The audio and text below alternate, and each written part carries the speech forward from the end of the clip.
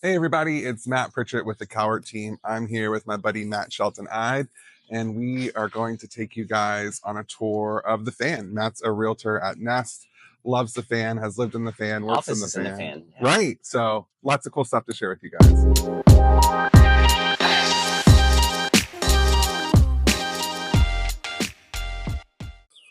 All right, Matt, so what is special about the fan? What makes it stand out to you? Oh man, I feel like the fan is probably, you could argue it's the coolest Richmond neighborhood. It's definitely the most walkable, the most social, and it's just beautiful. I feel like if you Google Richmond, Virginia, odds are some of the top image search pictures will be of the fan. It's classic Richmond architecture, and it's just cool. It's just such a livable neighborhood. Absolutely. And do you want to tell people why the fan is called the fan? Well, it's because of the shape of it. It fans out like a fan, so starts pretty much down near VCU and then ends at Arthur Ashe Boulevard, and it's a little bit of a fan shape. Now, you've lived in the fan. I have. What areas in the fan have you lived in?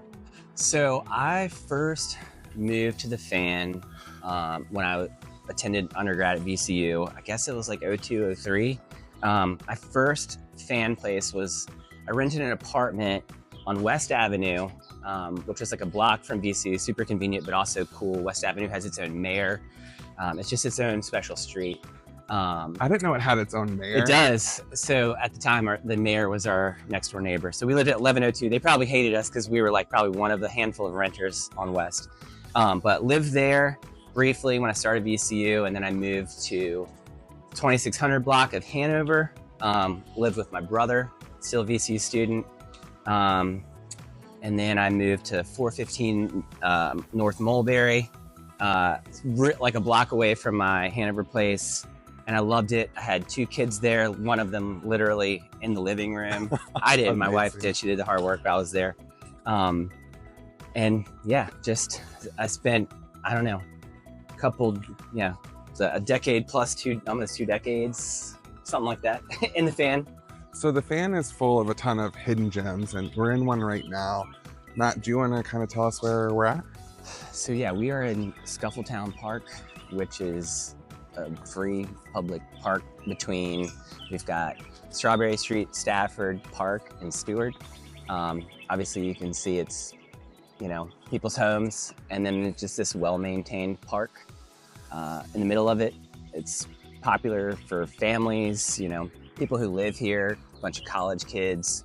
And on Tuesday, I don't know if they still do this, but on Tuesdays at sundown, they used to do like a concert series. I think that kind of like made it even more popular, which just like people come with their acoustic guitars or whatever and just play little shows, and it's a chill little spot. Heck yeah. And there's garden plots where people can sign up and have their own city garden if they live here. Absolutely amazing. So Matt, if someone is moving to Richmond and they want to live in the fan, what can they expect as far as like house prices or types of homes available? Yeah. What advice can you give people? Well, one, get a good job. Yeah. Start saving your money. I actually checked it today just because I was curious, but currently the listed homes, single family homes in the fan, the median price is $945,000. Oh, wow. Exactly. And then for multifamily, townhouses, condos, the median price was like in the upper 3s. So it's not cheap. And that's definitely gone up. I think when I was here, my wife, her father at the time had bought their place for like in the mid 3s. I remember when I used to live on Mulberry, we were trying to buy our place from our landlord for like 2 something, and we didn't want to spend it because of the amount of work it needed. So it's definitely, as the market's gone up, I mean, this is the most popular Richmond neighborhood. So with that, it's going to be the most expensive. Absolutely. But if you get in, it's just pretty unbeatable. Yeah, it's a magical place for sure. Yep. Now, there's lots of cool like shopping, dining, all sorts of like entertainment in the fan. What are some of your like favorite spots? Like if you had to tell people, definitely check this out. Oh man, well I used to get this question all the time because before I got into real estate, I used to own a couple stores. One of which was in the fan, a little vintage shop. So I am partial to that area. It's questionably in the fan, but on Addison Street, when Strawberry Street crosses Main, there's a little pocket with 3 shops and a great coffee shop, Lamplighter. Okay. I love that because it's a little pocket of things. But yeah, you've got the classics. You have the classic places that you have to go. Like when I would get people to come in my store and they'd be like, where do we go? I'd always say, you got to go to Edo's. You have to check Kuba Kuba off your box. Okay. And Joe's Inn, like there are places like that. Classic. And then to me, I've started to like compile a mental list of like what I'm calling new classics. Ooh, I love that. Thank you. Yeah. So I think Uliveto is one of those places for me. It's just such a good spot. I love Stanley's. Good vibe, great cocktails, amazing cheesesteak. I think it's like one of the best food items in the city of Richmond.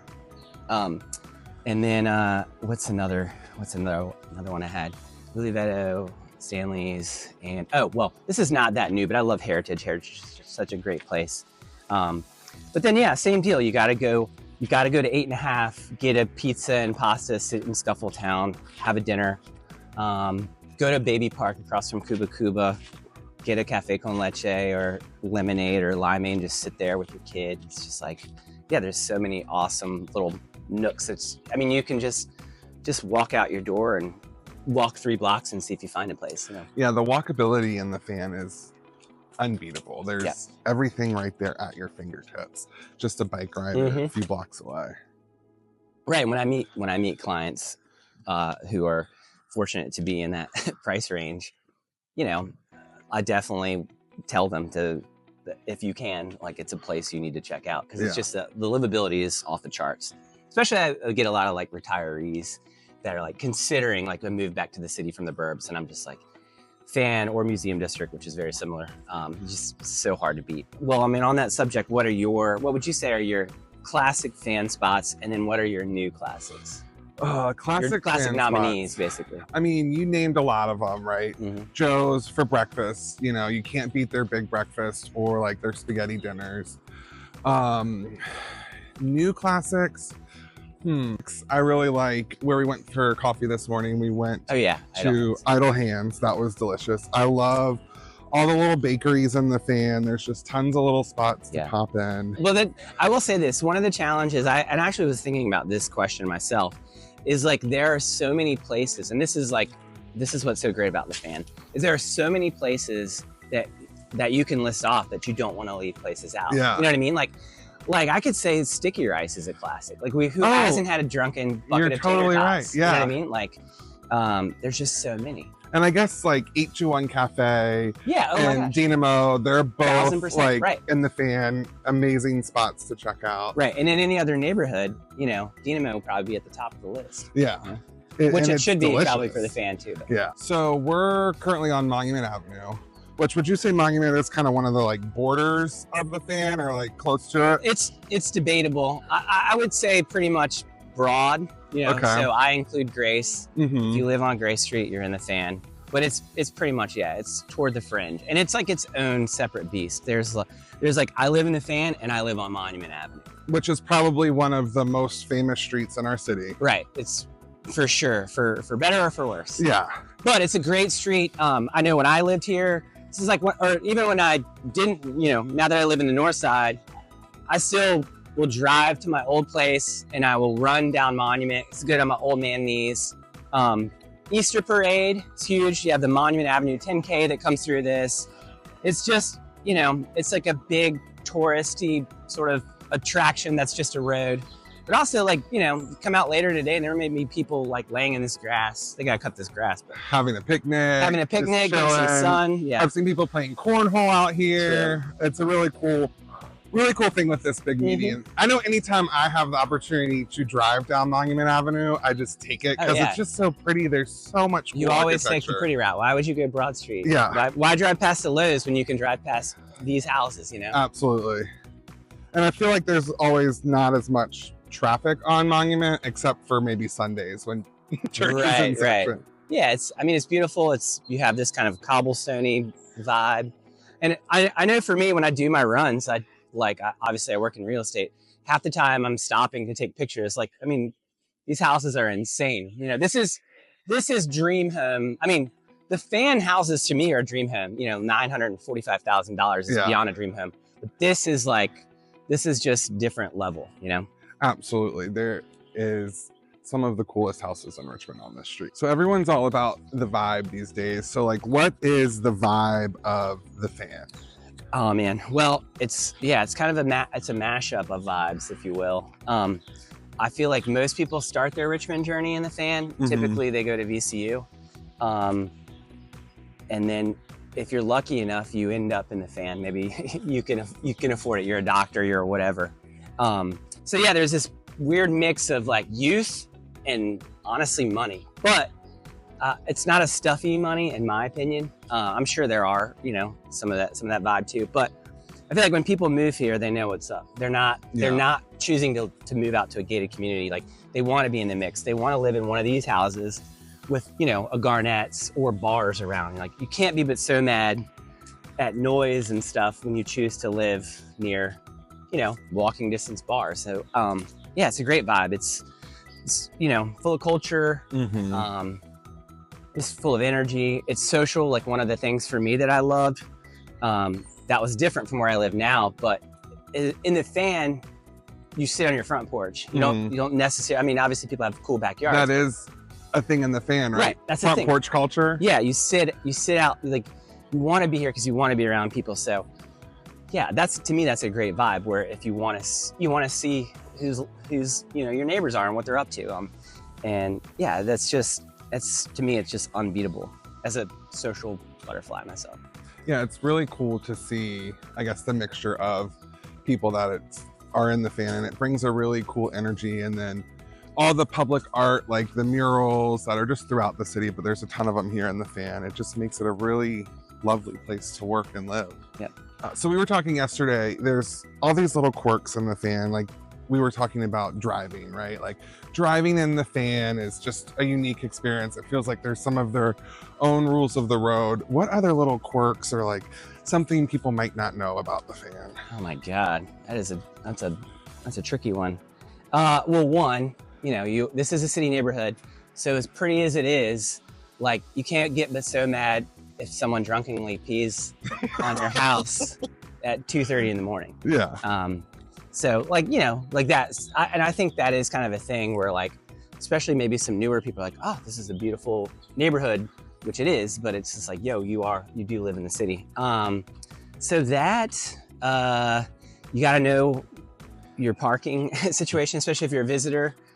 Pretty much Meadow, which is that way and back, you got to have a fan parking pass, which if you live over there, you can get. But if you don't, you know, you got to know if you go to Cuba in the middle of the day, there's a 1 hour parking limit right there. Like, don't get too comfortable because they will ticket you. So just knowing the parking situation, knowing that, yes, this is pretty, but this is a city neighborhood. Don't be pissed off that there's noise when you bought a house, you know, a block down from 3 bars. I mean, it's off the top of my head. That's kind of like some of the quirks, I suppose. Yeah. That makes sense. Well, thanks so much for taking us on a tour. God, it's my pleasure walking with you in the fan on just a random morning. I mean, any morning with 2 Mats is a great morning. Exactly. If people want to buy in the fan, right? What should they do next? Like, what should their next move be? You're an expert on this neighborhood. Yeah. Give us some advice. Save your money. It's going to be a big down payment. Yeah. 2, call a lender, preferably you. Let's get a plan together. Let's get a plan together. It's going to be competitive. It's going to be competitive. These are higher price points, so it does eliminate a ton of buyers. But when people come for the house, I mean, these are dream houses for people. So you are competing oftentimes against a lot of cash. And it's not going necessarily 30K over, it's going 100, 200K over on some of these houses. So be prepared financially, call a lender. Hopefully you give me a call or slide into my DMs. Matt Local Guy on Instagram or yeah, give us all your information. So Instagram, that's kind of, you know, I'm big on the social media. Matt Local Guy, Matt with 1 T, or you can be professional and call me 804-980-1284 or Matt with 1 T at nestrealty.com if you're an emailer. But yeah, it can happen fast. If you've if you've gotten yourself in a position where you can buy a house like this, I know you can get people pre-approved in a day or two. Yeah. If they're prepared to, have everything ready. And then, yeah, these houses will list on a Wednesday and they're under contract on a Sunday or Monday. So it all comes quick and you got to be ready because, yeah, these are dream homes and, you can't sleep when you're trying to buy your dream home. You know what I'm saying? Yeah. So look, know what you want. Yeah. Work with a good local team who's going to help you build a competitive offer and be prepared, right? It sounds like. Exactly. Awesome. Well, thanks so much, dude. Oh my God. Thank you, Matt.